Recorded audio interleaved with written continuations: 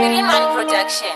Yo say, is it us feeds? Are you Sean P? Purchase your tracks immediately. I ride them, your feeds are.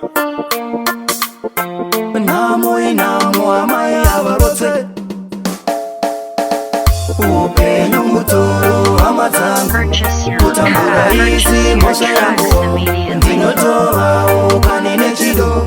Chekutindira make a better life. Upenyu mutoro amazangu. Kutambura hizi mosha yangu. Ndinotova ukanine chido.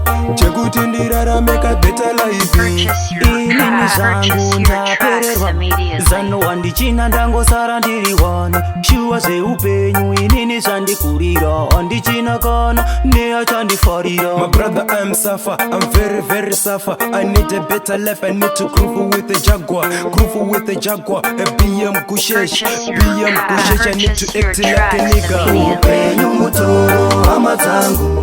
Kutambura hizi mosha yangu.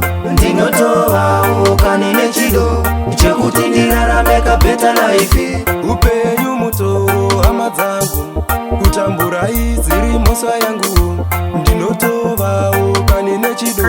Chekutindira make a better life. Ndichambo zama kumira kukia kuti zvifambe.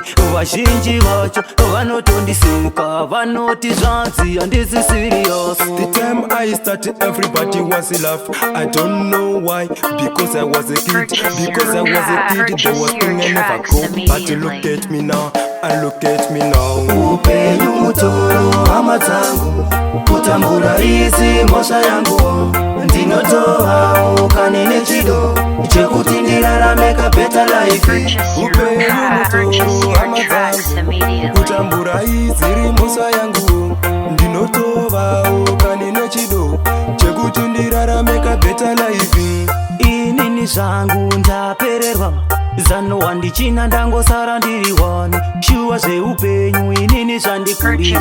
Andichina kana nea chandifarira. My brother, I'm suffer, I'm very suffer. I need a better life, I need to groove with the Jaguar. Groove with the Jaguar, a BM Kushesh. BM Kushesh, I need to act like a nigga. Upenyu mutoro amazangu. Kutambura hizi mosha yangu. Ndinotora ukanine chido. Chekutindira make a better life. Upenyu mutoro amazangu. Kutambura hizi mosha yangu. Ndinotova ukanine chido. Chekutindira make a better life. Ndichambo zama kumira kukia kuti zvifambe.